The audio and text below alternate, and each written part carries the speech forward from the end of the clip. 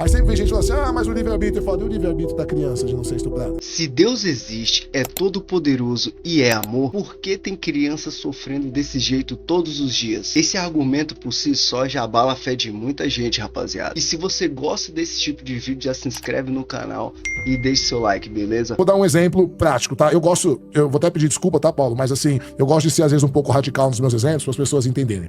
Por exemplo, eu fui patrono de um orfanato durante 7 anos. Isso você vai dar contexto para Vou dar contexto para você entender. Tá falando. Da dúvida de Deus.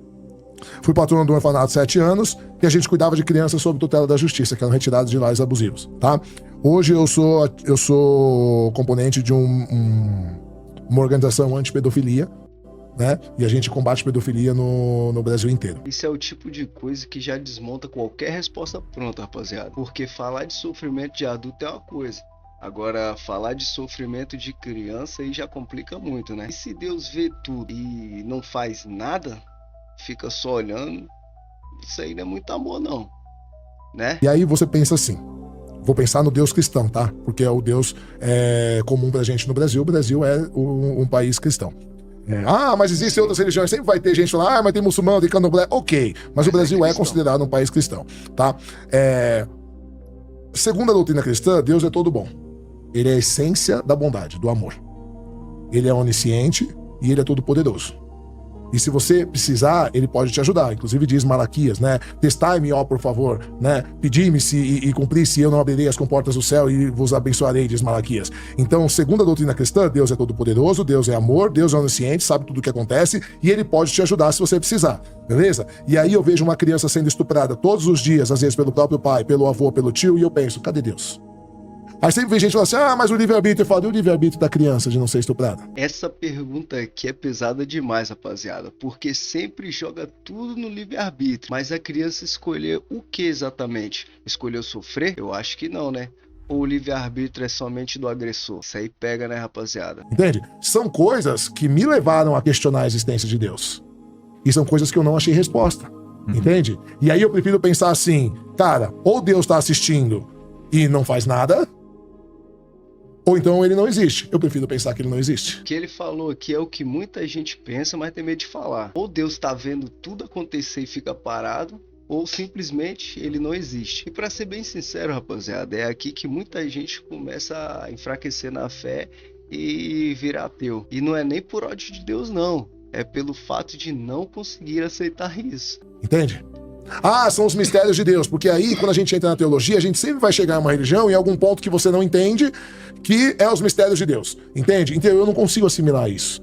Eu sou muito racional para assimilar isso, que eu tenho que aceitar alguma coisa porque é assim, porque eu não tenho capacidade de entender, porque é os mistérios de Deus, entende? E é verdade, rapaziada, sempre termina nessa, né? Quando alguma coisa aperta, que não tem resposta, aí já vira mistério, né?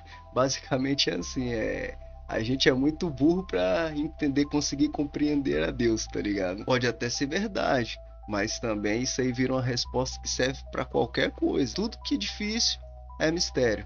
Ponto. Então, por exemplo, essa é uma questão muito forte que me pegou, porque eu vou te falar que eu fui muito cristão já fui muito crente. Muito de verdade. Muito, não. Eu fui criado como testemunha de Jeová. Eu com 8 anos de idade comecei a dar discurso na igreja, com 13 anos eu dava discurso para 3 mil pessoas em assembleias de circuito, de distrito. Eu saía de casa em casa para pregar a palavra de Deus. Eu li a Bíblia inteira já 6 vezes. Já foi um pastor mirim da vida, então, hein? Entende? E eu lia porque eu gosto. E vou te falar, até hoje, muita coisa eu gosto. E eu agradeço a minha criação cristã. O pessoal na live ficou bravo comigo sexta-feira lá do Ativistas Ateus, que eu falei que agradecia a minha criação cristã. Por quê? Porque meu pai me ensinou a estudar. Meu pai fazia a gente ler a Bíblia. E 2 vezes por semana a gente reunia a família inteira, né? E a gente estudava a Bíblia. E ele fazia pergunta. E ele fez o estudar ficar divertido. Então hoje, até hoje, né? Eu tenho mestrado, eu tenho várias graduações, pós-graduações. Eu leio 1 a 2 horas por dia. Eu leio com os meus filhos. Eu tenho 3 livros publicados. Por quê? Porque eu aprendi a gostar de ler, de estudar. Eu aprendi graças à minha criação religiosa, entende? Só que ao mesmo tempo eu tinha um tio que era doutor em filosofia. E o meu pai, embora ele seja um religioso bem pragmático, ele é um cara muito culto, é um cara que fala 5 idiomas, teve várias graduações. Então ele é um cara que sempre estimulou o livre pensamento. Então na minha casa sempre tiveram debates assim, Deus existe? Se Deus existe, por que permite mal? Da onde viemos? Pra onde vamos? E eu desde pequeno eu fiquei fascinado com isso. Então eu falar que eu sou contra a minha criação religiosa, eu vou estar mentindo, entende? Só que chegou uma hora que teve coisas que começaram a me incomodar. Como essa, por exemplo. Como Deus permite uma criança ser estuprada todo dia e não faz nada? Cadê o Deus de amor?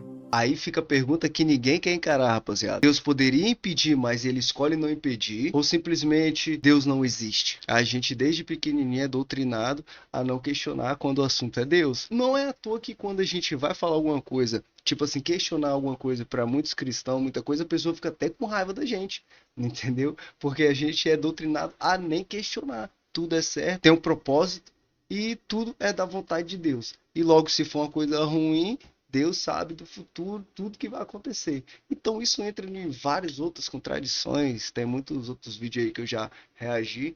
Então, basicamente é isso aí. Agora eu quero saber de você, esse argumento aí faz sentido? Ou você ainda acha que isso explica a existência de Deus? Comenta aí e vamos pensar junto.